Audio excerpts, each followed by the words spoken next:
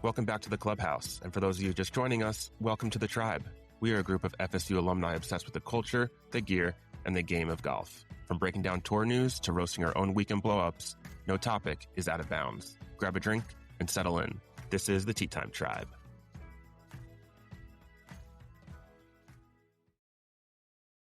All right, everyone, welcome back. Episode 5. Just finished up the waste management. What an event. We'll get to that in a second. Just a quick recap of what we will be going over. We'll talk about Patrick Reed winning for the second time on DP World Tour, and Liv also receiving their official world golf rankings with their event just finishing up in Riyadh. We've seen some Liv players make massive jumps, so we can go into that. A pretty hot take by a commentator this weekend, which we will get to, and then we can finish up the episode with the AT&T Pebble Beach Pro-Am, which is the first signature event of the season. First things first, waste management. I've seen so many bet slips of betting on Chris Gotterup with like a hole to play, just at like 40-1 odds, and people hammered it. Wow. Yeah. Damn yeah. it. I think they said on that shot he had on 18 from the rough there that he stuck to, whatever, a foot, that for that easy birdie he had like a 0.7 chance to win, which seems insane because he was only like 2 back or whatever it was. But that shot and then the result, they're just an insane series of events. Hideki Matsuyama all of a sudden playing. I mean, 17, he almost blew it too. That driving on 17 was inches from rolling into the water. Do you want to win or what? I mean, and then 18, the drive on the Asian regulation. Just take an iron. Yeah. Put it out. Yeah, 17's a short 4. You could hit like a 7 iron out there, dude, and have a wedge in. Give yourself a chance. The last thing you want to do is put the ball in the water. He could go sandwich to that green, honestly. Like, just top a sandwich. Just hit a thin sandwich and then hit a sandwich. Like, he would have been fine. Yeah, it was preposterous. I mean, I'm watching this kind of half, I was chasing kids and watching it, and I was thinking, is he really hitting? Because he's up. He doesn't need to make eagle on 17. He just needs to make like a par. We're all good. 18, same thing. Just get a par. So yeah, just banana land. And he, at the beginning of the round, he was spraying all over the place. I think it was first 6 holes or something like that. And he had a single fairway off the box. So it wasn't like he was striping it all day and, he was in the zone. Everything suggested that this was a terrible idea on 17 and 18, but he just said, fuck it, we ride. Yeah, it's worked out well, obviously, for Gotterup. He did what he had to do. Hideki kept doing what he was doing, which wasn't good. It's very uncharacteristic for him. I think he's super, one of the more disciplined golfers on the tour. So yeah, I don't know. I think I'm more surprised at, that's the surprise of the weekend is just his round on Sunday all around. I mean, he made some good putts, but I mean, just spraying it all over the place. Yeah. Go ahead, E. I was just going to say, just like from the other side of it, Chris Gotterup, we were throwing his name around there a lot at the end of last season on, is he potentially a captain's pick for the Ryder Cup? Is he going to be a problem? Dude's going to be a problem. Problem. Yeah, he's reached problem child status, I think, especially after this weekend. Should have been on the team. Yeah. No, it's this is problem child territory here. And this is, we talked about like who's going to be the next wave of this, 20, I think he's 24, 25 years old, who's going to take the reins and be that next guy. And it's clearly him. I mean, it's, the end of last year, end of this year. Yeah. I mean, just put him on the Ryder Cup now for 27. I mean, I love this guy's game. It just seems like he doesn't have a care in the world. He's pretty easygoing. 64 on Sunday and at Stackfield like that. Sign me up. Yeah. I and on top of everything else, he's also doing all of the public events, right? Like he's playing in TGL, right? He loves the Twitter. He loves the Twitterverse. He loves X. All right. He's not afraid to put out a meme. So pay me my money. I mean, that's incredible. Like, how many guys on tour do you see posting that kind of shit? Not a lot. Mm-hmm. Other than our boy Joel Diamond, who really stunk it up this weekend. But we're not going to hold it against you, Ganther. It's all right. You know what? Water under the bridge. We came close to the bet. We'll get into that in a second. But I just want to say this tournament always goes above and beyond, not just for how it looks on TV, but the storylines coming into this weekend, right? It's not the It's not the first weekend. It's not. It's like the guys are finally getting into the stride, hitting the stride, right? And I was just thinking, just replaying the amount of storylines in my head right now that you had from the weekend. You had Scotty Scheffler's crazy comeback. You had Hisatsuni, hope I'm saying that right, his charge at the beginning that he was shooting ridiculous scores to get himself to the top of the leaderboard by day 2. You had Brooks Koepka in the field for the first time. You had McNealy. McNealy was making a good run. You had a couple of almost hole-in-ones, right, on 16. You had Hideki's collapse. You had Gotterup storyline. How many weekends do you know that we have this amount of like legitimate storylines of guys on tour of just some shit that a lot of people other than like super golf nerds would know about, right? Like all of this stuff was okay. All right. It's some good drama. Yeah. It's interesting you say that, because thinking about it through the years, there has been some wild finishes and, to your point, some wild storylines throughout each of the last couple of tournaments at the Waste Management. And I just because I was out in California, I didn't have a chance to really follow along too closely, but just looking at the leaderboard now, I mean, it was stacked. And to your point, Scotty starting off with a 73. People were like, is he human now? Is he going to, next thing you know, he's one off the lead, basically almost won the event. Could you imagine if he got into the playoff? Man, they would have been done. They would have gotten smoked. But I mean, there's just some, I mean, of all the storylines, he basically just said, again, looking at the leaderboard here, Akshay shot first round 68 and then 3 rounds of 67 and tied for third. And I feel like he just got overshadowed by half the leaderboard, basically. Yeah. Yep. And I don't even know if he got any TV time on Sunday. Not a lot. I think I only saw like 2 or 3 of his shots. I mean, truly, not a lot of air. To John's point, Rickie's been spraying it all over the place. And he continued to do that on Sunday, which I think in golf, that's really when your bad habits come out normally, right? Is when you're under pressure. Whatever you're worst at, that's normally what comes out. Like come foreplay, Frankie Butterknives, right? Just poor guy. Anyways, but yeah, I think his driving was a perfect example of that, and chose to stick with it. But it made for great television because he ends up making a bunker shot, like holding out a bunker shot. What? Who does that on Sunday? Like his short game has always saved him. Sure enough, saved him again on Sunday up until 18 when he hits one right into the lip of the bunker. This may be a hot take, and it just kind of crept in my mind here. But with some of the crazy finishes we've had at the Waste Management, I could go on and say the last 3 holes of the Waste Management might be some of the most exciting in the game, especially if you have some close competition. I mean, you have the Stadium that, in my opinion, could be a better par 3 finishing hole than Sawgrass at some points. Yeah. Oh, yeah. You know, the drivable par 4, which we saw almost destroyed Hideki. And then the drive on 18 and coming into the grandstands there. I mean, well, and you're what's crazy is that you're leaving off number 15, right? Which is a really fucking tough par 5. Like it's high, is the ultimate high risk, high reward, because you have to hit your tee shot on sort of the left side of the fairway there to have a better angle into the green. Green's protected by bunkers on both sides with water in front of the green going around the green. And the water comes in at an angle like this in the fairway. So if you draw the ball a little too much, Waste Management guys do a great job out there of cutting the grass so that ball's not going to stop. If you've chosen to take on that left-hand side, your ball's going straight in the water. And not that I was playing tour caliber when I played it, but my ball ended up in that left water. Nice.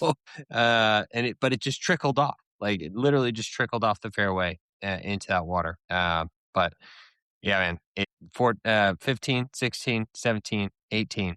are all such a great string of finishing holes. Yeah, that is. You guys bring up a good point. That is it doesn't get talked about at all. I mean, 16 just steals all the thunder from those last 4 holes, honestly, because you get like you said, Ian, risk reward 5, 16. It's birdieable on Sunday.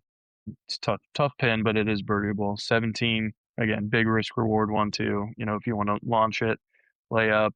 That pin is sneaky tough in the back left corner there. Not a lot of room back there. And then 18, we saw it yesterday. You can hook it left in the water. If you don't, then those bunkers are, the church pew bunkers there don't get talked about enough. I mean, that's a stroke penalty right there. I mean, it happened to Hideki. That doomed him. So doesn't get enough love. They should come up with something for those last 4 holes. You got fancy nicknames. Duel in the something desert related. But yeah, they put all their marbles into 16, and which is a very, very pedestrian, maybe an upgrade par 3 without all the grandstands and glamour. It's just a very pedestrian 155-yard par 3. But you're saying it's something like the Bear Trap. Give it a name like that. Something like that. Something like desert related. Yeah. I mean, Copperhead down in Tampa's got the Snake Pit. Something to that effect. But yeah, overall fun tournament. Got extra holes. I think it said like 7 in the last 11, or maybe it's 8 out of 12 now have gone to extra. Playoff at that tournament. So it always delivers exciting finishes. I think we got enough content of hammered patrons at the event. But there was a year or 2 ago where it was just out of control, and it was just like, zombie apocalypse, but like, sponsored by Michelob Ultra, Miller Lights. Yeah. Just people, it was a year or 2 ago, and it was a little bit wet. Like, it had rained a little bit, and it was muddy, and people were just like, it was like a slip and slide, and it was just a disaster. Everywhere. And then they threatened after that. They were like, we're going to cap like alcohol sales, and everyone's like, right, okay. So fuck you are. Yeah. So I think they did a better job this year. At least the people did a better job. It wasn't anything too crazy. Other than that idiot streamer who's running around paying people to yell jackass in the people's back swings. Can we talk about that? And then he's the one coming out here saying the tour is being too soft. People are living in a different dimension out there. I swear. I think we've had this discussion before. Like it's just how the game's been played for so long, and you play a game in a specific manner with specific audiences for your entire life, and then you're expected to go into a different environment.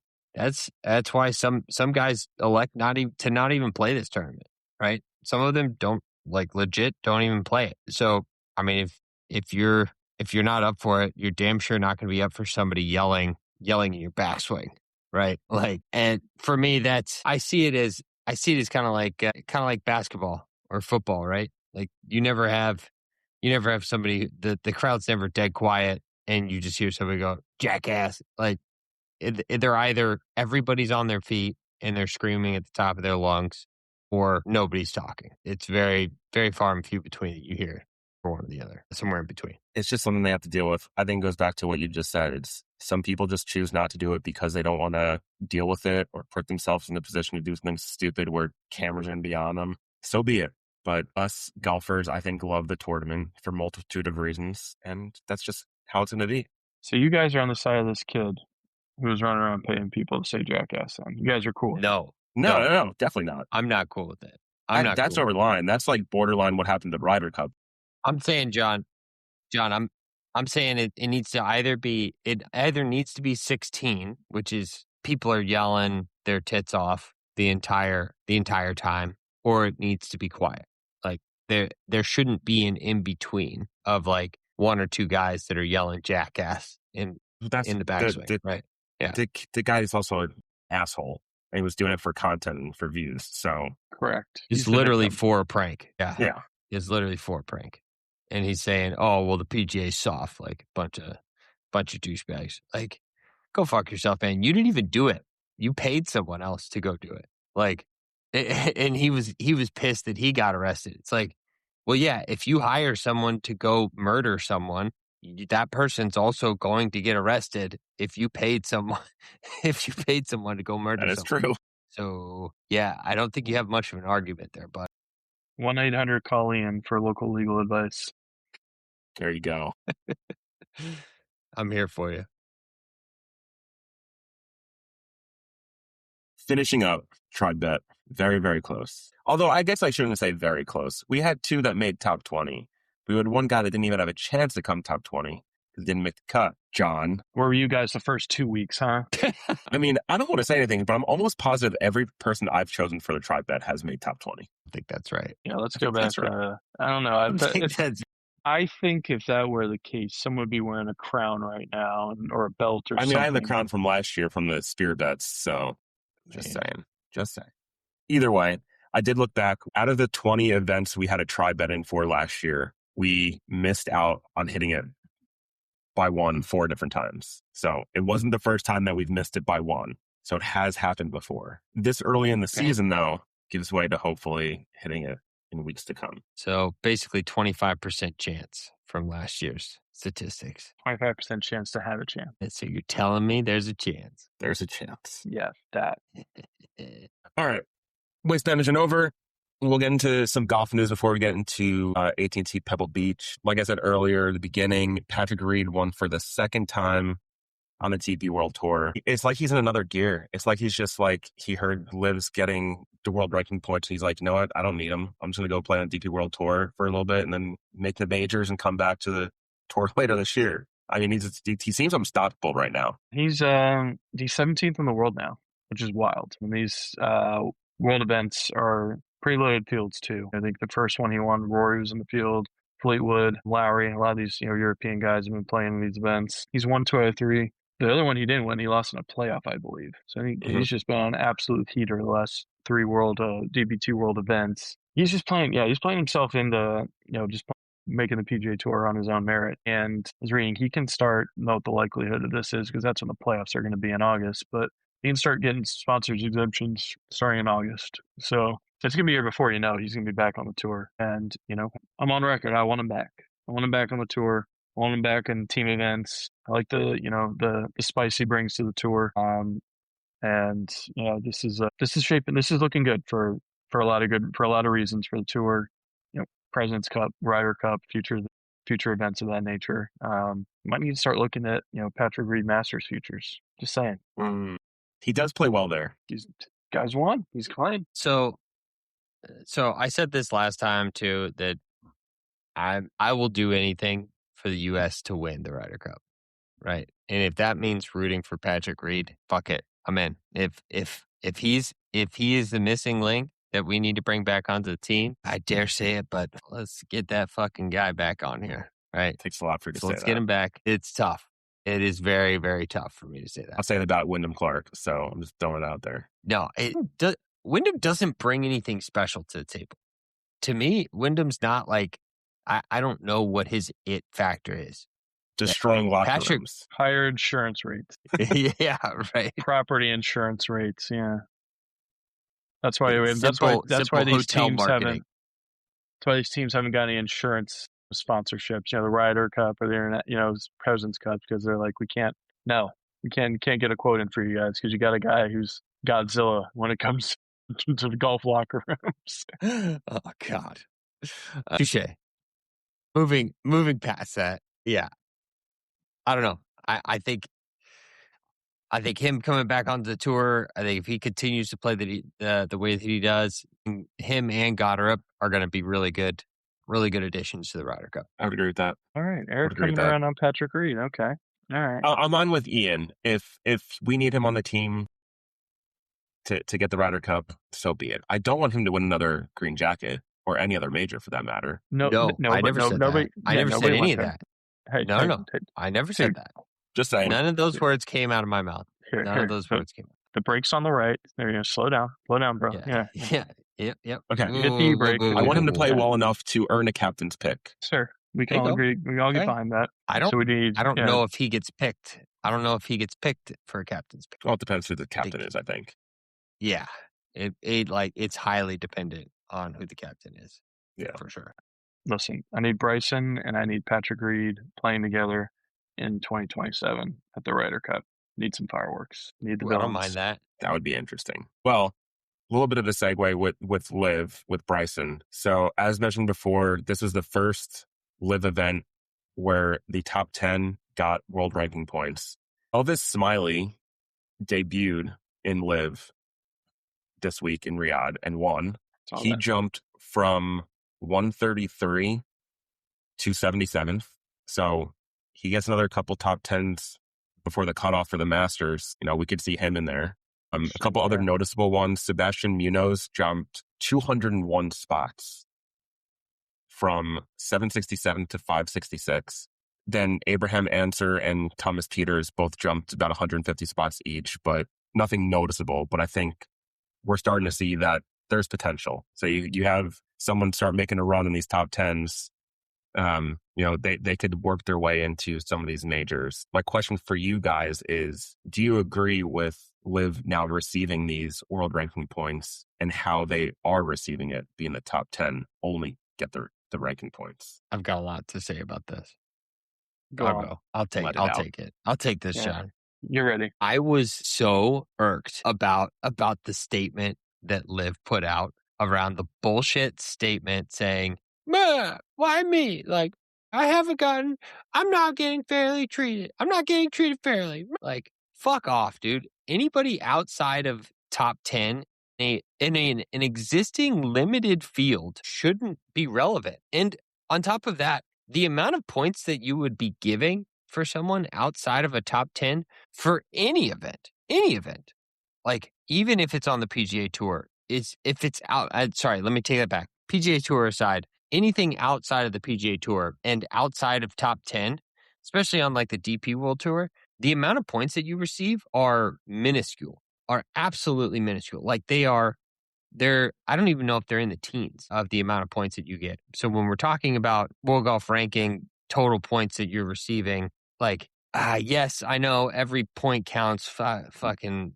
fuck off. Like, okay, fine, sure. You want to give those guys a single point for coming in 50th out of the limited field that they have? Okay, but in reality, is that really going to make that big of a difference? It's a fucking participation trophy. Truly, that's really what it boils down to for me. Is it's Liv saying, I want to be able to give these guys a participation trophy. You're gaining the experience by playing against other tour players at the caliber that they are. Your ability to stay on that tour is ranked off of that tour. You don't have to worry about official golf rankings. So if you continue to play within the top 20, you're not going to get cut from the Live Tour because you ain't going anywhere else. What the fuck does it matter? If you're not in the top 10, shouldn't matter. Yeah. Sorry. Go ahead. No, you make good points, especially with the limited field aspect of it. Like, if they had a cut somewhere in there, now they're actually 4 rounds. Previously they were 3, but now there are 4. And you actually had a cut, you cut from, 54 down to like top 30, make the weekend. Maybe you give the top 30 a little, some points. But the fact that, like you said, it's a participation trophy. You've got to draw the line somewhere. 10's a good start, and I think that's what it should be. It's also going to make their product better because now you're actually fighting and playing for world golf ranking points if you finish in the top 10. So if you're on that Live Tour, it means even more. So hopefully, these guys that are truly showing up for a paycheck, which a lot of them are, it's, they're just there to play, not, doesn't matter, no cut or, no cut. So, yeah, I mean, and at the end of the day, too, beggars can't be choosers. You guys have been begging for this for years, for world golf ranking points. You finally got some for your, quarter-ass league based on the amount of people that you have playing in it. So only, a quarter of the people in the field are going to get points. Yeah, I think it's, if it was ever, if they're complaining about that, they're crying into it, they're screaming at the clouds, talking to a wall, because no one's going to agree with you or feel sorry for you or anything like that you're bringing to the table. Nobody cares. I'm wondering if the application or official World Golf Ranking Committee, whoever made the final decision, I wonder if they were just like, let's just throw them something so they can get off our backs and just keep moving on. Because I want to know when the decision was made, if it was before or after Brooks left, before or after Patrick Reed left, if this was something that's like they're waiting to put out before Live started this year. Because in my mind, if if Bryson leaves at the end of this year and doesn't renew, I think Jon Rahm is next, and Liv's just not going to be existing anymore. So at that point, this whole issue doesn't matter. And Liv could turn into just it's not an amateur league, but it could just turn like a minor league golf tour, basically, for those that can't make it on the PGA Tour for whatever reason, lost their card, can go hop on here, play a couple of events, stay in shape, get some world ranking points when they do well, and try to come back. I mean, I just don't see Liv lasting a couple of years, especially if Bryson doesn't renew. Yeah, I'm on board. Yeah, I think in the last year or two as well, the Saudi PIF fund has, clearly it makes money, right? Like it's just this well-oiled machine, pun intended, of just like pumping out dividends, pumping out revenue. They want to make revenue with Liv, right? And they just clearly haven't. It's just been a giant, hole of wasting money and getting no return. So especially if it's going to trend that way and not make any money, at some point it's just not going to be. It's not a viable business for their portfolio, and they're going to have to, cut their tremendous amount of losses. I don't know. They're supposed to have more money than God. So if they're still looking to pick a fight with the PGA Tour, which I don't know if they are, because if it's... I don't think you can even say they're trying to pick a fight anymore. I mean, two of their top guys left. No. And when I say pick a fight, I'm talking from, and this is me putting my conspiracy theory hat on, but I don't even think it's that far conspiracy theory, is you've got Trump and what Trump wants. And if your vote is against Trump on any topic, Trump looks down upon you. That's all I'll say. So if Liv is not fighting with the PGA Tour, it's for a reason, right? And that's most likely because the PGA Tour is now in good graces with Trump. So do I think those two things go hand in hand? It's a wild conspiracy.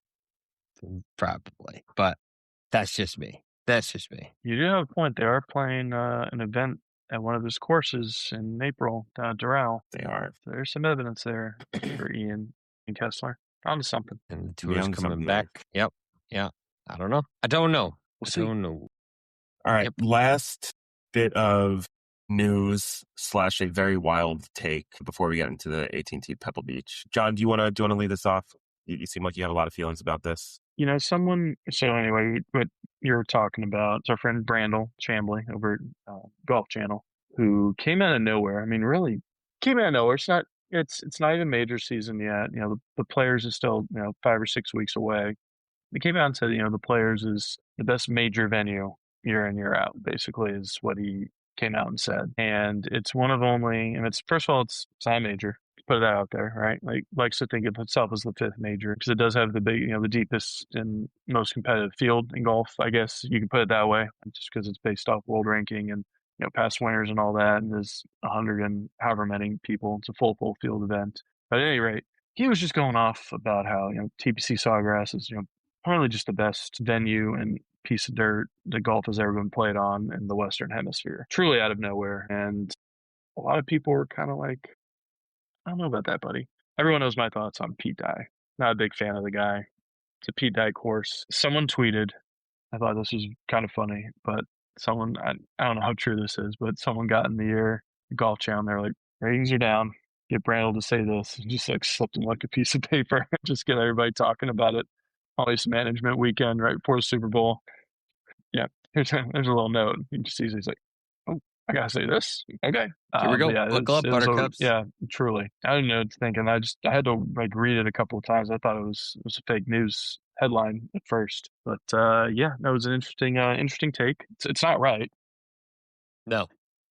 If you're gonna go that route, it's there's a place in Georgia that does everything to the 1,000th degree and doesn't miss any details, and is about as close to golf perfection as you're going to find in the world. So the buck stops about there. East Lake, right? Yeah, East Lake or what? Just fuck with it. I was just say Sweetens Cove. No, that's in Tennessee. I don't know if that's even in Georgia. But yeah, exactly. Augusta Nationals. That if you're going to go that route, you're going to make that kind of it's not really a hot take, but if you're going to make that designation, it's going to be Augusta. Sorry, buddy. Yeah. I'm 100% on board with you, John. I don't know how far somebody shoved their hand up Brandel Chambly's ass, but it was up there real far. at the Waste Management. Like, real far, dude. That was puppeteering at its finest for him to come out and say the PGA Tour headquarters tournament of the year, the Players, is what I would consider the best major of the year any year. What are you fucking talking about, man? You've been in this sport for how long? And you think the Players is the best of the year? God, what are we doing here, guys? What? It was shortly after, I forget who it was that sent that of what he said, but it was shortly after that I was scrolling on Twitter and I saw that the Players Championship put out a banner ad and then like a video behind it. And I have it here, but the caption, or I guess the end of it, wherever it was, said March is going to be major. I don't think this is happening. I think it's just from what Chambly said, them launching this ad, I think everyone's just kind of reading into it way too much. However, with the new CEO in place, do you think there is a debate that he wants to have to add a fifth major? Whether it's the Players or something else, do you think it's something he wants to, I guess, push the envelope a little bit? And would you be in favor of there being a fifth major? I'm okay with it, but there's got to be, this isn't something that's you can't just think of overnight and be like, I want strict qualifications. I want strict sets of courses that it can be played on. I don't necessarily know who would sponsor, you know what I mean? Like sponsor it. Like Berkshaw's got the RNA, US Open's got USGA, PGA's Championship's got PGA of America, Augusta's its own thing. Do we have something around another organization in America that has major championship venues at their disposal that could sponsor/host something like this, I guess is basically it. If there was a big organization out there that oversaw a bunch of big, like the Pine Valleys, other private, courses that we never get to see ever for tournament player, obviously super tough to play as a golfer, just a regular golfer, something to that effect, that we got like a rotation of 4, 5, 6 courses, whatever the case may be. And they figured it out that way. Well, do you think it has to be a rotation of courses? It doesn't have to be, but it could be cool that way, I guess. I think, well, technically, if we're getting into technicalities, the PGA Tour does not actually have a major. It's the PGA of America. Yeah. So and Sawgrass, it wouldn't be anywhere. It would be one of two places. It would either be in Frisco or it would be in Ponte Vedra. Like, well, Frisco is PGA of America. Yeah, Frisco's PGA of America. It's not a tour. Fair enough. Yeah, then that's the only place it would be. It'd be Ponte Vedra. It's the only place. Literally the only place it could be. Right. If they're going to go to a single venue. And it would be the only other one that goes to a single venue, right? Yeah. Because the Open, the Open and the Championship go to different places, and the US Open. So, I don't know. Correct me if I'm wrong, but the Players Championship, I think, John, you said, is strictly based on world ranking points. There's no way that I know of, like for an amateur or someone to get a sponsor's exemption into the Players? I think you have to be a pro. Yeah, they don't allow any amateurs on. Right. Correct me if I'm wrong. That could be right. Like if we're just hypothetically talking about the Players being probably top of the list, if there was going to be a fifth major, the Players could be the only major then where an amateur or someone not fully on the tour doesn't get the chance to play. It's interesting. My biggest question would be, would any of the past championships count retroactively? I feel like because if you're going to make it a major, would they tweak the course some? Like they do with these courses, they grow out the rough more, do maybe some minor renovations around the course, tweak some tee boxes, make the course a little, something to that effect if you're going to truly make it a major. Because like you said, that's an interesting going to be they're going to make that venue every year. They can, make it a little harder. Can they? Of course, it's really fucking hard. Like, it's really fucking hard. But I do agree, John, that like I think the pin placements would be different on some of the holes. I think the specific tees that they make them play from would be different as well on different days. And yeah, the grass is already pretty high there. Mm-hmm. But yeah, they could definitely crow it out farther, make it Throw like it Torrey out, Pine, where roll like if you hit it into the rough, you literally can't find your ball. Yeah, they could do that. roll the greens a little, make them faster. Just a few things you could do, I guess, but Hey, we're not the one that makes the decisions, though. just idea, Hey, guys. I'll be honest. Yeah, I'll be honest. I have not seen this one in specific, but if that's a rumor that's going around, and that's the reason why Brando brought that bullshit up, It's interesting. To hit- Hey, you were it's an talking interesting conspiracies before. concept. Yeah, and I mean they don't have to change anything because they can holds big crowds every year. The purse is already huge as it is. Might be the biggest. Honestly, I think it might be the biggest check every year that goes to the winner. I think it's like 4.5 mil, which is more than I think all the majors in Augusta year in year out. So there's not a whole lot of tweaking you got to do if you wanted to make it a major. Keep the name. It's the first one of the year. If you play it in March, get out of the way before the Masters. I just don't know if it's kind of the optics on it are a little funny too, because it's always been considered the fifth major, and now if it finally becomes the fifth major, like this new CEO, they're just like, oh, we just decided, didn't vote on it, it's just going to be the fifth major. It's actually the fifth major. We're getting rid of the quotes. So I don't know. What's the bar? Like literally, what's the bar to making it another major? I genuinely don't know. No one knows. No one knows. Yeah, and that's probably, like I said, as you said, the tour has all these, they're not rules, they're like guidelines, right? So they just change overnight, like they'll do live rules with Brooks. All right, well, you're going to be suspended for a year. Just kidding. Just pay us $5 million charitable donation and you're fine. Anything could happen. So when you're saying that banner, maybe they do this year, say, hey, next year, officially 2027, it's going to be the fifth. It's going to be the first major of the year, but the fifth major. Interesting take here from Golf Week. The most compelling rationale for major status is that least frequently offered, the political one. All of the most powerful bodies in golf own a major championship except the organization that's arguably the most influential, the PGA Tour. But even that position has a convincing counter argument against argument in this balkanized era, an event that excludes superstars like Bryson, John Rahm, Taylor Gooch as a matter of policy has no legitimate claim on major status. Interesting. Taylor Gooch getting in on the elite player list. Yeah. I think that was irony. I think he was trying to be facetious. Okay. Because I would say that article's lost all credibility if he's trying to be a big time journalist. No, it's Eamon Lynch. Like he was definitely being sarcastic. Okay. Let's get into AT&T Pebble Beach Pro-Am. First signature event this year because they didn't play the Century. They are increasing it to, I guess, 8 technically still this year of signature events. But like we were talking before, Cadillac Championship down in Doral is also a signature event that's being added this year. Couple things to note. It's Rory and Tommy Fleetwood's season debut. We'll see how Rory does. And I was looking at who qualifies for these signature events, how you get in and such. And it's basically the top 50 in the world golf rankings, but then they have the Aon Next 10, which are basically the top 10 from the PGA Tour FedEx Cup Fall that got spots in both the Pebble Beach and Genesis. And then there's the Aon Swing 5, which I had no idea what that meant until I read it.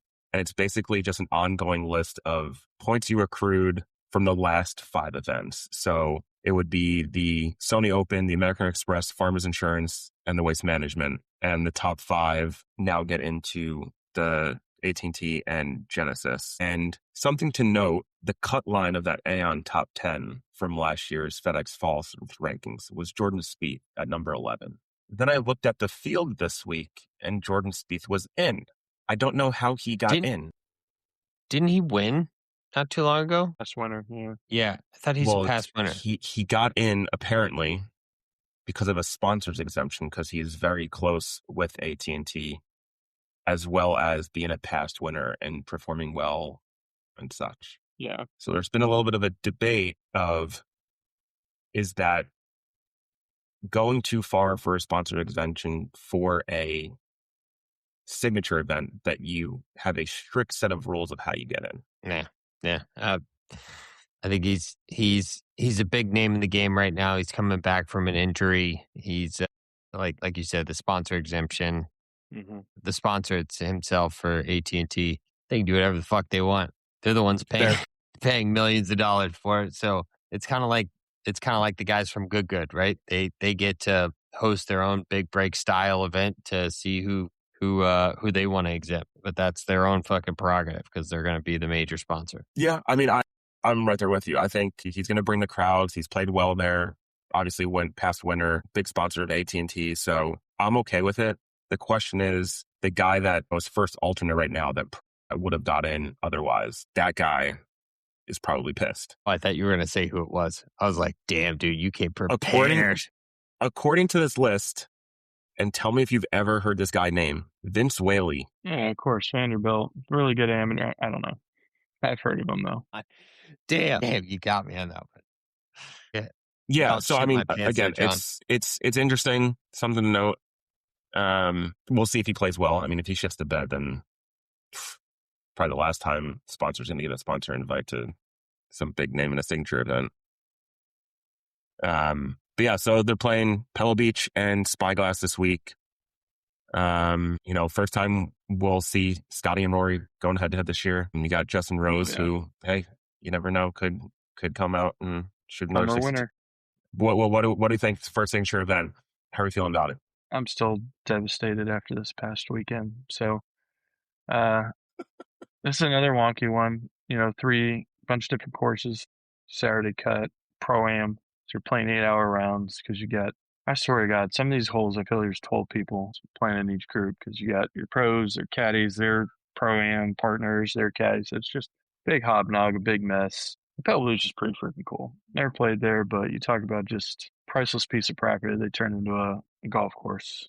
It's pretty neat. Do you all remember, I forget what tournament it was, a couple years ago, Spaeth hit that drive to like the edge of the cliff on number 6, like par 4. Mm-hmm. And he's took like his life into his own hands. Yeah, like literally Greller is behind, has like his finger through like his belt loop.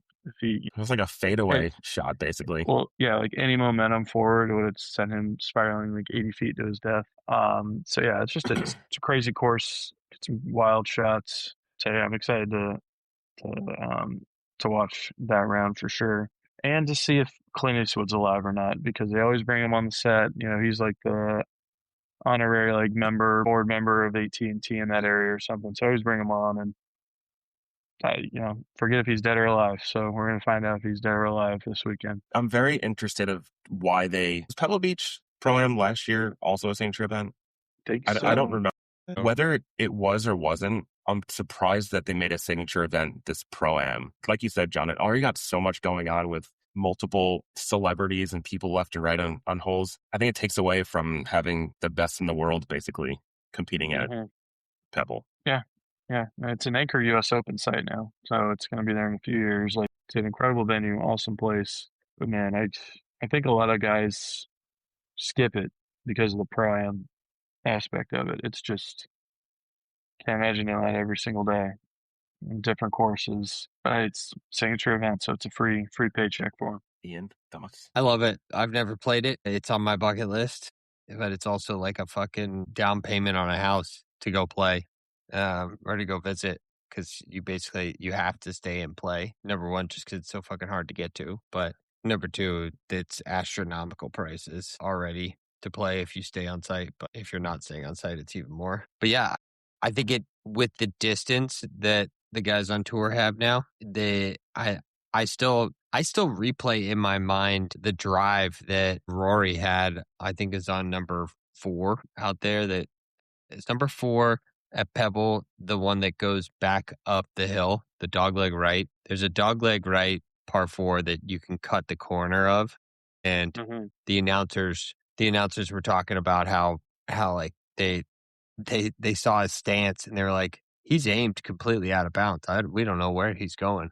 And he ends up driving it like 335 yards over the corner and just right into the middle of the fairway, uphill. Yeah, get you some of that.